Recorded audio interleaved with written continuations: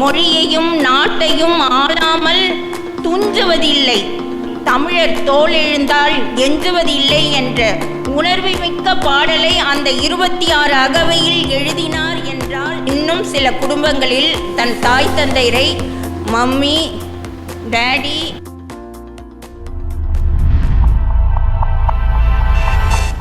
வரவேற்புரை வழங்க மாணவர் களம் ஆசிரியர் மா பிறைநுதல் அம்மா அவர்களை மேடைக்கு அழைக்கின்றோம். அனைவருக்கும் வணக்கம்.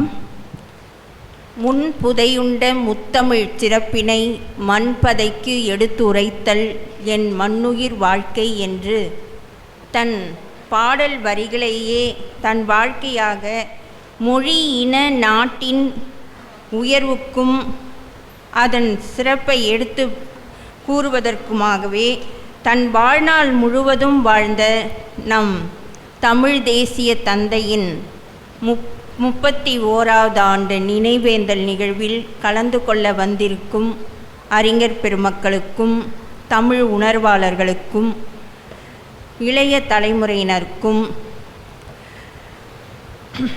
அவர்களை ஈன்ற அவர்களை தனித்தன்மையோடு தமிழ் உணர்வோடு வளர்த்த தாய்மார்களுக்கும் மற்றும் இன்று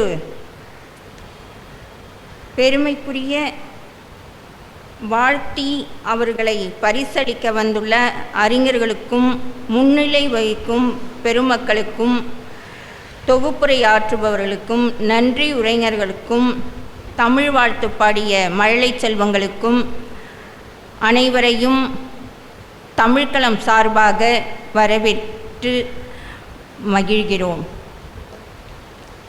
பாவலரேறு ஐயா அவர்கள் மறைந்து 30 ஆண்டுகள் ஓடிவிட்டன. 30 ஆண்டுகளாக அவருடைய நினைவேந்தல் பெரியோர்கள் பேச இளைய தலைமுறையினர் கேட்டு இருந்த நிலையை மாற்றி இந்த கால சூழலுக்கு ஏற்ப இளையவர்கள் தங்கள் கருத்தை கூறுவதற்கும் முந்தைய தலைமுறையினர் அதை கேட்டு மகிழ்வதற்கான ஒரு சூழலை தமிழ்களத்தின் முதன்மை பொறுப்பாளருமான அவற்றின் செயற்பாட்டிற்கு முதன்மையானவரான நம் பொழிலன் ஐயா அவர்களை நன்றியுடனும் வணக்கத்துடனும் அவருடைய செயலை நாம் பாராட்ட வேண்டும் என்று அனைவரையும் கையொலி எழுப்பி அவருக்கு நன்றி தெரிவிப்போம். நினைவேந்தல் என்ற ஒரு சொல் அடைவை பாவலரேறு ஐயா அவர்கள் தென்மொழியில் 1965ஆம் ஆண்டு பாவேந்தர் அவர்கள் மறைந்த பிறகு பாவேந்தர் நினைவேந்தல் இதழ் என்று முதலில் அறிவித்தார். அதன் பிறகு அந்த நினைவேந்தல் என்ற ஒரு சொல்லாடல் பயன்பாட்டில் இல்லாமலே இருந்தது. அதன் பிறகு பாவலரேறு ஐயா அவர்களின் மறைவுக்கு பிறகு அவரின் படத்திறப்பின் போது பாவலரேறு நினைவேந்தல் நிகழ்ச்சி என்று நாம் அதை போட்டு நாம் எல்லோரையும் வரவேற்றோம்.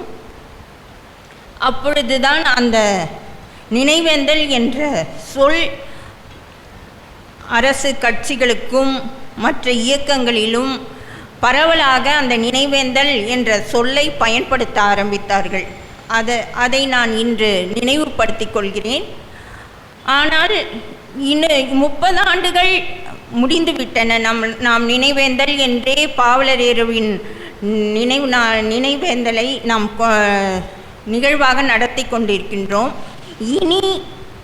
இனி வரும் ஜூன் 11ஆம் நாளை நாம் தமிழ் தேசிய எழுச்சி நாள் என்று நாம் ஒரு எழுச்சியோடு கொண்டாட வேண்டும், நினைவு கூற வேண்டும் என்று தமிழ்களம் முதன்மை பொறுப்பில் உள்ள அனைவரையும் நம் தமிழ் அன்பர்களையும் கேட்டுக்கொள்கின்றேன். இதை ஒரு வேண்டுகோளாக நான் இங்கு பதிவு செய்ய விரும்புகிறேன். இன்றைய இளைஞர்கள் பேசவிருக்கும் இளைஞர்களுக்கு எல்லாம் நான் என்னுடைய வாழ்த்தையும் தெரிவித்துக் கொள்கின்றேன்.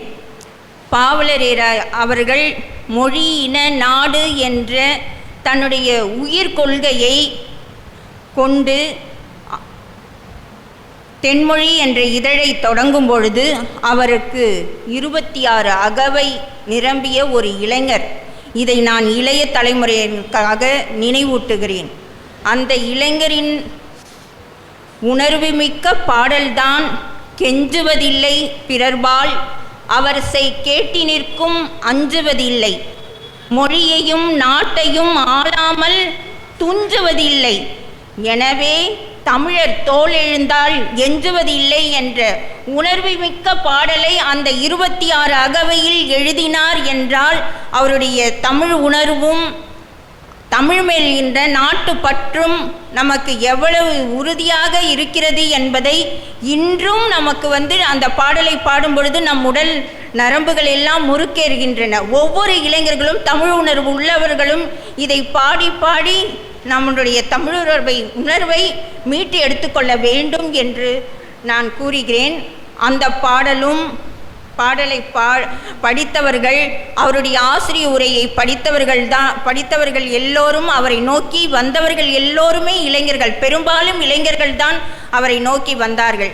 நோக்கி வந்து அவரை பார்க்கும் பொழுது இவ்வளவு நம்மை போலவே ஒரு இளைஞராகி இந்த பாடலையும் இந்த கட்டுரைகளையும் இந்த ஆசிரிய உரையும் எழுதினார் என்று வியந்தவர்களும் பலர் இருக்கிறார்கள்.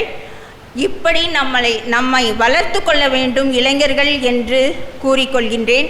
இறுதியாக இளைஞர்களுக்கு ஒரு வேண்டுகோளையும்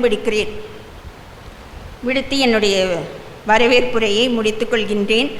இளைஞர்கள் இன்றைக்கு பாவலரேறு ஐயாவின் கருத்துக்களை கூறவிருக்கிறார்கள்.